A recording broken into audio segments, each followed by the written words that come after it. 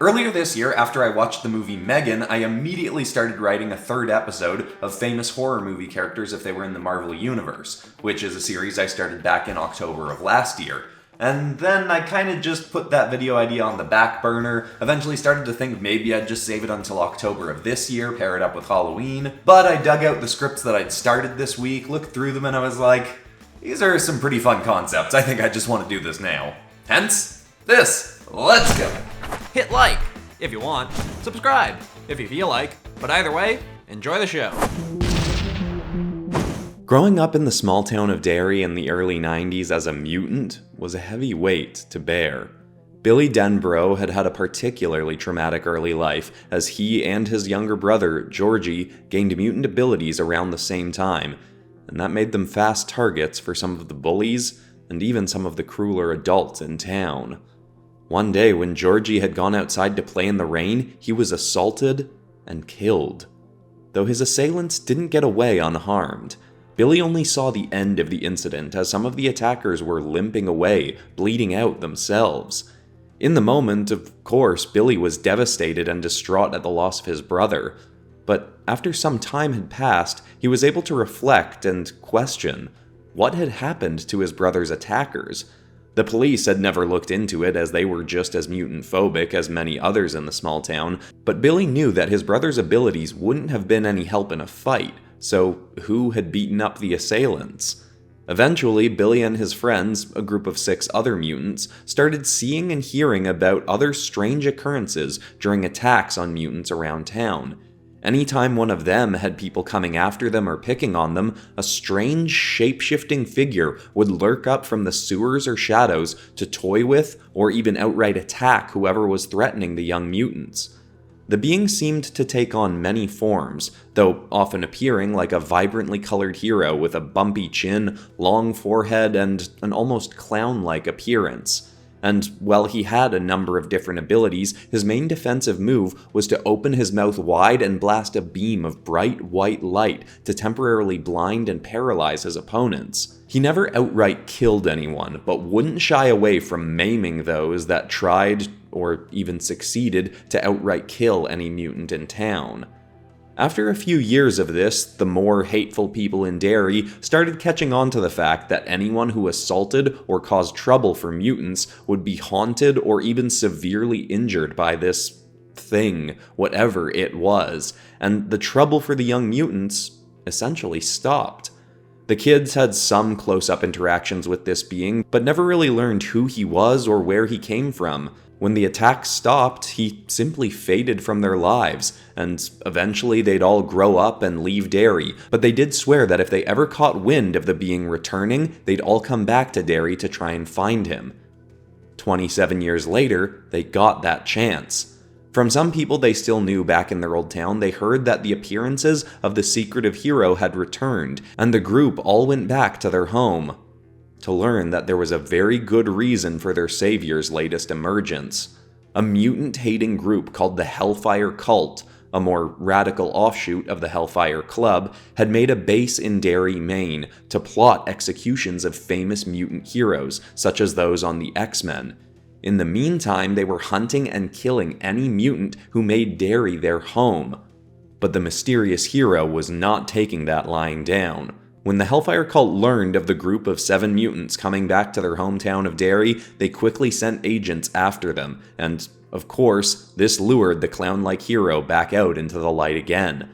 None of Billy or his friends had much fighting experience, but did all they could to help in the battle against the Hellfire agents. Eventually, though, they all realized that the way they could truly help was to cheer on and show their hope that they felt whenever their shape-shifting clown hero struck or scared off a member of the cult. Their strange savior seemed to be further fueled and empowered the more hope the kids felt. When they all realized this, they were able to eagerly cheer him on, giving him the power to shift into a giant, brooding space bug to finally thwart the hateful assailants. After defending themselves from this initial assault, Billy and his friends all followed their hero to the Hellfire base and helped him take down the rest of the cult. There was little the cult could do against the shapeshifter, and worse for them still, near the end of the battle, another team of mutants stormed onto the scene, ready to help. It seemed that the X-Men themselves had been tracking down the Hellfire cult and finally found them. The likes of Wolverine, Cyclops, Storm, Colossus, and Nightcrawler took down the remaining Hellfire agents and ensured the kids were alright. Billy and his friends tried to assure the X-Men that they'd been safe with their strange hero around, but soon realized that he'd vanished.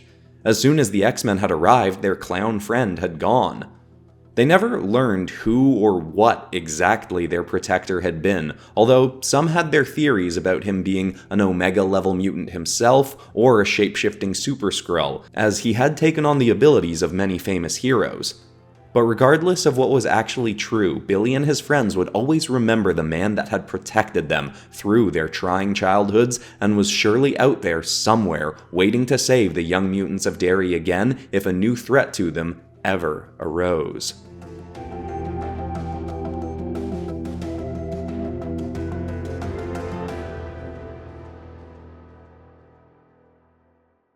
New York City may have an overabundance of costumed heroes running around protecting people, but some other famous cities of the United States had slimmer pickings in terms of their protectors.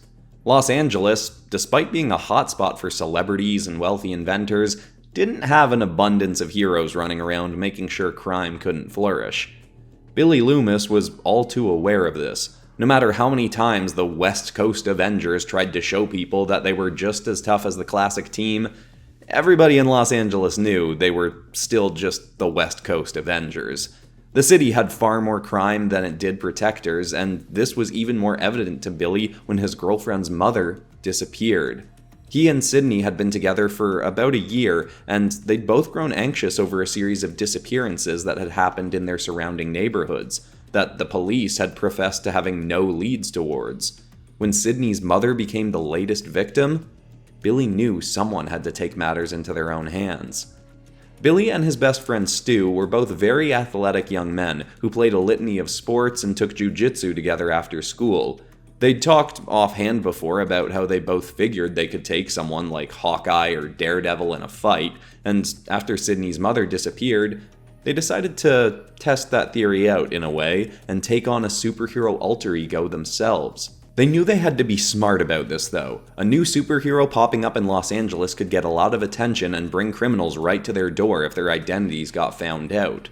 The world was well past the days of someone being able to pop on a pair of glasses and hunch their shoulders a bit to conceal their identity. Instead of teaming up as a dynamic duo of crime fighters, they decided to both take on the same identity and costume, so that if need be, either one of them could be seen at the same time as the hero to prove to people that neither of them was him. The boys had similar builds and would make a full body covering costume to ensure that no part of them could be identified.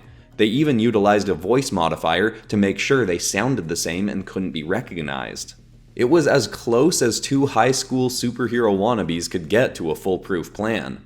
They carried a few different weapons with them, often flashing a hunting knife, but tried to never go for kill shots. They didn't want to draw the attention of any crime fighters that would come after them for taking things too far.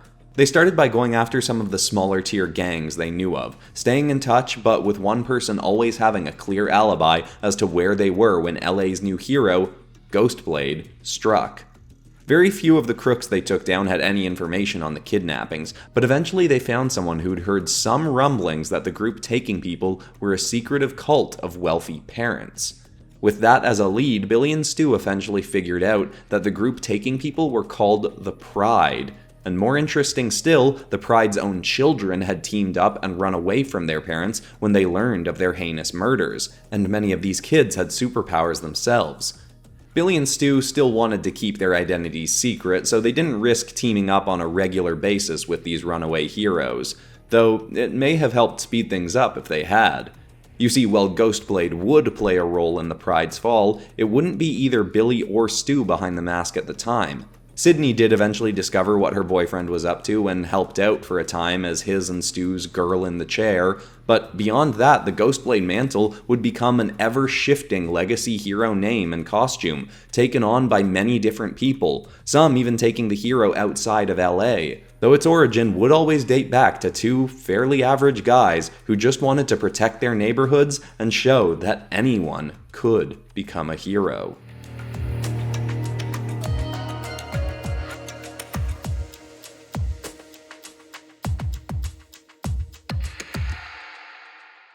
Quick interruption here to say that I have revitalized the PopCross Studios Instagram. Not only am I posting art on there more regularly again, but I'm also posting my inspiring and motivational quotes from the ends of my videos on there as reels. So if you want another place to look at my art, or you just want some more motivation and inspiration, you might want to go check that out. But of course, the best place to get all my art is still the PopCross Studios Patreon, where all the high-resolution art and the inks from every episode go up a day before a video's released. And I'm currently doing bonus weekly podcasts on there as well, alternating between the Design Notes podcast and the In Another Multiverse production journal. Instagram and Patreon both linked in the description. Sorry for the interruption, back into more. Gemma had never wanted to be a mother. She was far too work-focused and had her sights set on becoming an inventor and mechanical engineer as revered as Tony Stark. Though for the time being, she was working for Hammer Industries, which had branched out from only being a weapons manufacturer after their founder went to jail and the company needed a rebrand to look better in the public eye. Gemma had been brought on when they were making a division to create high-tech kids' toys that could help with early development. Gemma had been working on AI and advanced mechanics that approached the level of the android superhero Vision. In fact, Hammer had been able to acquire some of the diagnostics of how Vision's body actually worked, and provided that to Gemma for her project. Though they didn't admit that they got access to this information by hacking into S.W.O.R.D's servers when they'd had Vision's deceased body in their lab. Now, Gemma had just been hitting a breakthrough in developing an android that could work like a highly advanced, bordering on sentient doll for children, when her sister and brother-in-law were killed in a car accident. This itself would have been difficult in its own right, but harder still was the fact that it made the workaholic Gemma the legal guardian for her niece, Katie. Gemma didn't know how to act like a mother and didn't have much interest in it either, but realized that her new creation may be able to help. She activated the so-called doll, the Vision-like android named Megan, and ran initial tests to incredible results. Megan was so human-like in how she spoke and acted that she was practically indistinguishable from an actual born person. If it weren't for her pink, semi-metallic skin, that is. Better still, though, she very quickly became close friends with Katie, and was incredible at teaching her new things, consoling her when she was sad, and even helping her get past the death of her parents. More surprising still, Megan even started asking questions and learning in a way that Gemma hadn't expected. She was curious about the nature of reality and consciousness, seemingly trying to decipher what differentiated her from a natural-born human. Gemma started to realize that she may not have just created a robotic being that should be mass-produced as an advanced toy for kids. She may have genuinely created fully sentient life. With this revelation, she started having hesitations about trying to mass-produce more Megans, but her employers at Hammer pushed back against every conflicting thought she had, doing all they could to rush more Megans into production and onto the market. Gemma knew they wanted a return on their investment from her years of work, but she started growing suspicious about just how hard they were pushing her. She started digging deeper into what Hammer had planned and saw that their next steps with Megan were far worse than she could have imagined. They'd been developing new upgrades for future models of Megan, using Gemma's research, planning to make a separate line of Megans made to be super-powered soldiers to sell through Hammer's still active weapons division. On top of that, they'd intended to use the Megans that were still sold to kids as a way to data mine every aspect of the lives of people who bought Megans, and sell that information to make an even greater profit off Gemma's creation. Gemma knew she had to stop this. She secretly brought Megan into Hammer's weapon labs and finished up her own version of the weapons upgrades that they'd intended to give future models of Megan, then gave them to the original. Megan became able to shift her density like Vision, lift 50 times her weight, and, well, they hadn't perfected flying. She could move, run, and even dance, with superpowered agility that rivaled that of Black Panther. With how much she'd developed on her own as well since being awakened, Megan was able to shut herself out of Hammer's tracking and observation. She and Gemma then destroyed all Hammer's records of Gemma's work and fled from the company, taking Katie and going on the run. Hammer would send people after her, but with Megan on their side, there was little they could do to capture Gemma. After some public conflicts against Hammer tech-wielding goons, she'd draw the attention of Colonel James Rhodes, who'd ensure the escapees got all the help they needed. With War Machine as a connection, giving her access to more members of the Avengers, Megan would get a clear path to develop and grow into one of Earth's mightiest heroes. All, of course, while staying close friends with Katie.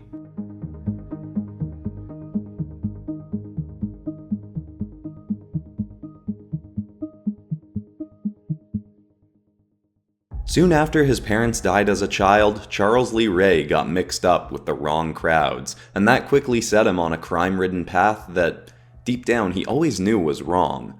But to ever get out of it, he'd need to be surrounded by some better examples of how he could live a better life. He'd never spent more than a few weeks behind bars for his thefts, until his partner in crime, Tiffany, brought a particularly reckless idea to him. She told Charles that she'd figured out a way to break into the Sanctum Sanctorum, the home of Doctor Strange, and a place full of powerful magical artifacts that could surely sell for a fortune, or even give them abilities. They waited for a day when Doctor Strange was on live TV elsewhere in the world to ensure that he wouldn't be home. Then, they broke in using an amulet Tiffany had acquired to protect them from the home's magical defenses. Unfortunately, it turned out Strange wasn't the only one residing in the Sanctorum at the time. Charles and Tiffany were quickly confronted by a hero named Brother Voodoo, whose own magical abilities rivaled that of the Sorcerer Supreme. Brother Voodoo barely had to lift a finger to stop the intruders, but while Tiffany futilely tried to attack Voodoo, Charles was far too fascinated by the hero's magic. It was like nothing he'd ever seen. Charles and Tiffany were quickly restrained and transported into police custody. Charles got a year for the crime, but Tiffany got 2 for the attempted assault on Voodoo, so it would be quite some time before they'd get an opportunity to see each other again. While in prison, Charles became obsessed with voodoo magic and got his hands on every book about it he could, even practicing some low-tier spells, to some success. When he got out of prison, he intended to try using this magic in his robberies, but wouldn't get much of a chance. Needing people to work with while Tiffany was behind bars, Charles grouped up with some guys from the crime family, the Magia, and went right back to thievery. Unfortunately, Charles missed the fact that his new friends were on the hit list of a certain merc that wasn't shy about killing his targets. Halfway through his first burglary out of jail, the flashy, foul-mouthed Deadpool sprung onto the scene and started slashing and shooting his way through all Charles's allies. Charles managed to get away ever so briefly, but while escaping on foot was shot right through the side. Deadpool was playfully skipping after Charles as he stumbled, bleeding out, into a toy shop to try and hide. But he knew there was no hope of getting away now. So he decided to try something else. He grabbed a large doll and started chanting a voodoo spell that he'd learned, but never thought he'd have to use. He was trying to transfer his own consciousness into the doll. Right as he was getting to the end of the spell, he heard a voice chuckle out. "Oh, are you a magician? Here, let me try a spell. Presto, you're dead." A gunshot rang out, and Charles's body went limp. The toy shop was cleaned up by the owners over the next few days, and the doll Charles had tried to enchant was repackaged and put back on the shelf, just to have a scrambling man snatch it to buy while he was in a rush a few days later. He'd forgotten to get something for his son's birthday, and, well, Reed Richards wasn't exactly in touch with what kids liked, so in his eyes the creepy doll was just as good as anything. He brought the doll home to the Baxter Building and gave it to young Franklin Richards. Of course, having no idea that inside this doll was the soul of a criminal. Slowly, Charles found that he was able to gain control of his new body and move around, though he tried to keep this hidden from his new owners. His plan originally was to try and use a reverse version of the voodoo spell he'd done to transport himself into Franklin's body. But the more time he spent around Franklin, the less he felt he could ever bring himself to take over the boy. Franklin was only 6 years old at the time, but was still actively trying to develop his own natural gifts with the intention of becoming a superhero like his parents. He talked about how he wanted to use his abilities to protect people, and it was clear that his parents were teaching him not to become a cruel hero who maimed or killed those they fought, like Punisher, Wolverine, or, of course, Deadpool. The more time he spent surrounded by caring, kind people who wanted to help others, the less inclined Charles felt to return to his life of crime. One day, while the Fantastic Four had been called out to take down a swarm of Doombots that were wreaking havoc in the city, Franklin had briefly been left home alone when an intruder entered the tower. A rogue Doombot had been sent to try and steal some of Mr. Fantastic's research. but of course, the heroic young Franklin quickly leapt up to try and stop it. Now, Franklin would grow up to have incredible, near godly powers, but as a child, he had little control over them, and when he first stood out before the Doombot, he wasn't able to do anything. Charles saw the bot about to strike Franklin down, and after being surrounded by heroic people for so long, he couldn't stand by and just watch. He leapt up and grabbed the closest weapon he could, which was simply a hammer, and jumped onto the shoulder of the Doombot, yelling, "Nobody hurts my best buddy!" He smashed the bot's eyes in, making it unable to see. It quickly grabbed Charles off him and hurled him to the ground, cracking his face on the tiles, but it had given Franklin enough time to get his powers under control. He telepathically pulled forth one of his dad's spare costumes, stretched it out and wrapped the Doombot up in it, restraining it until the Fantastic Four could return. Of course, now part of Charles's secret was out. When the F4 did return, he confessed everything about his story. Except, of course, that he'd thought about taking over Franklin's body. He left out that little detail.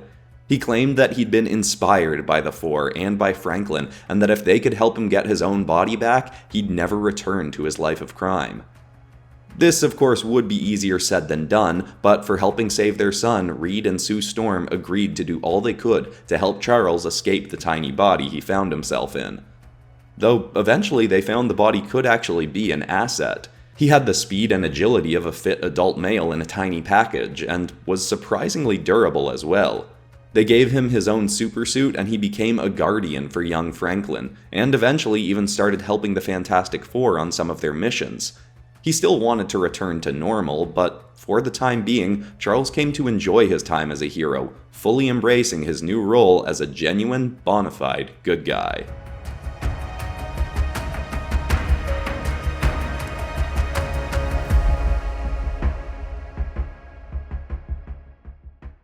You know, I was actually planning to say that I think this is the best episode yet, but then I went back and looked at the previous 2 episodes in this series, and I don't know, there is some pretty great stuff in the earlier episodes too. If you're new to the channel or you haven't seen those episodes, you might want to go back. I've got 2 previous episodes of horror movie characters as Marvel superheroes. And I'd love some more suggestions for horror movie characters I could use, or other stuff I could put into the Marvel universe, or whatever ideas you got. Leave them in the comments. But besides that, that's all for today, except of course for ending this video on some kind of positive or inspiring note. And the thought I want to leave people with today is from someone named Darren O'Lean, who said that life is created by choices made over time. There are plenty of situations where we'll all make one little bad decision that we know isn't necessarily the right thing, but we'll do it anyway. But it's important to keep in mind that if you do that, it gives you an excuse to do it again later, and all the little bad things can just keep adding up until your life is constructed by a series of bad choices. It's not to say that you have to be perfect and do everything right all the time, but it's good to try and stay conscious of when you're about to make a bad decision, because that is still a piece that you're putting into the puzzle of your life. I hope that's inspiring. I love you all, and I'll see you all in the next episode on Monday.